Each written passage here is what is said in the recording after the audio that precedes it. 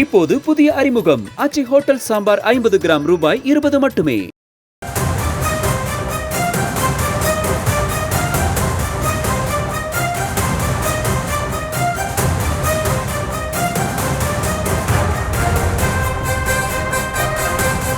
அண்மை செய்தியை பார்த்து வருகிறோம்.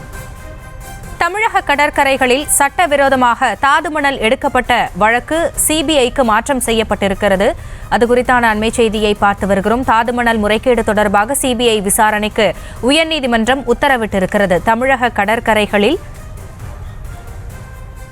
சட்டவிரோதமாக தாதுமணல் எடுக்கப்பட்ட விவகாரத்தில் தற்பொழுது தாதுமணல் வழக்கு சிபிஐக்கு மாற்றம் செய்யப்பட்டிருக்கிறது. தாதுமணல் முறைகேடு தொடர்பாக சிபிஐ விசாரணைக்கு உயர்நீதிமன்றம் உத்தரவிட்டிருக்கிறது. மாநில போலீசார் பதிவு செய்த வழக்குகளையும் சிபிஐக்கு மாற்றி உத்தரவு பிறப்பிக்கப்பட்டிருக்கிறது. தமிழக கடற்கரைகளில் சட்டவிரோதமாக தாதுமணல் எடுக்கப்பட்ட விவகாரத்தில் தற்பொழுது இந்த தாதுமணல் வழக்கானது சிபிஐக்கு மாற்றம் செய்யப்பட்டிருக்கிறது.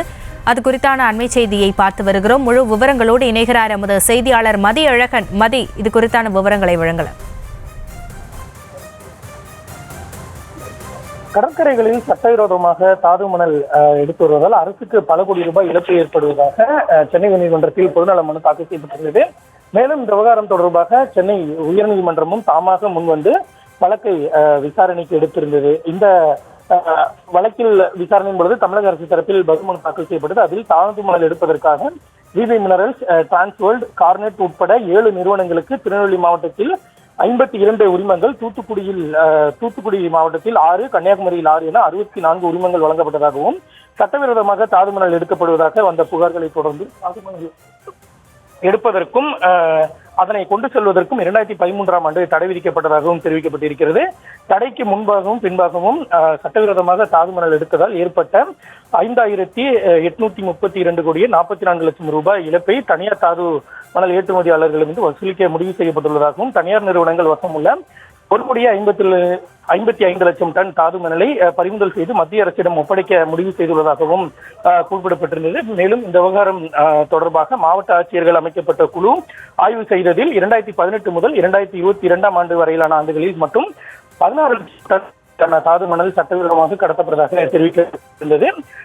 இந்த வழக்கை நீதிபதி S. M. Subramaniam, M. Jothiraman அமர்வு இன்றைய தினம் இந்த வழக்கில் தீர்ப்பானதை அளித்திருக்கிறது. அதில் கன்னியாகுமரி, திருநெல்வேலி, தூத்துக்குடி கடற்கரைகளில் சட்டவிரோதமாக தாதுமணல் எடுக்கப்பட்டது உறுதி செய்யப்பட்டுள்ளதாகவும், தடை செய்யப்பட்ட பிறகும் தாதுமணல் எடுக்கப்பட்டதாக அளிக்கப்பட்ட அறிக்கைகள் உறுதி செய்யப்படுவதாகவும் நீதிபதிகள் தெரிவித்திருக்கிறார்கள். மேலும் சட்டவிரோதமாக தாதுமணல் இருப்பு வைக்கப்பட்டதும் கடத்தப்பட்டதும் உறுதி செய்யப்படுவதாகவும், இந்த விவகாரம் தொடர்பாக தனியார் நிறுவனங்களுக்கு விதிக்கப்பட்ட அபராதம் செல்லும் என்றும், தாதுமணல் விவகாரம் தொடர்பாக IAS அதிகாரிகள் ககன்தீப் சிங் பேடி, சத்யபிரதா சாகு ஆகியோரினுடைய அறிக்கை செல்லும் எனவும் உயர்நீதிமன்றம் தெரிவித்திருக்கிறது. சட்டவிரோதமாக எடுக்கப்பட்டு பதுக்கி வைக்கப்பட்டுள்ள தாதுமணலை உடனடியாக மத்திய அரசிடம் ஒப்படைக்க தமிழக அரசிற்கு நீதிபதிகள் அனுமதி வழங்கி இருக்கிறார்கள். மேலும் தடை செய்யப்பட்ட பிறகு எடுக்கப்பட்ட தாதுகாரிகளின் பங்கு குறித்து விசாரிக்க வேண்டும் எனவும் நீதிமன்றம் உத்தரவிட்டு இருக்கிறது. மேலும் இந்த விவகாரம் தொடர்பாக, அதாவது தாதுமணல் விவகாரம் தொடர்பான வழக்கினுடைய விசாரணையை சிபிஐக்கு மாற்றி உயர்நீதிமன்றம் உத்தரவிட்டு இருக்கிறது. மாநில போலீசார் ஏற்கனவே பதிவு செய்த வழக்குகளும் சிபிஐக்கு மாற்றப்பட்டு இருக்கிறது. 4 வாரங்களில் இந்த வழக்கு தொடர்பான ஆவணங்களை வழங்கவும் நீதிபதிகள் உத்தரவு பிறப்பித்திருக்கிறார்கள். சிபிஐ பொறுத்தவரை தாதுமணல் மட்டுமல்லாமல் இந்த விவகாரத்தில் அரசு அதிகாரிகளின் பங்கு மற்றும் அரசியல்வாதிகள் மற்றும் அதிகாரிகளின் பங்கு குறித்து விசாரிக்க வேண்டும் என்றும் நீதிமன்றம் உத்தரவு பிறப்பித்திருக்கிறது.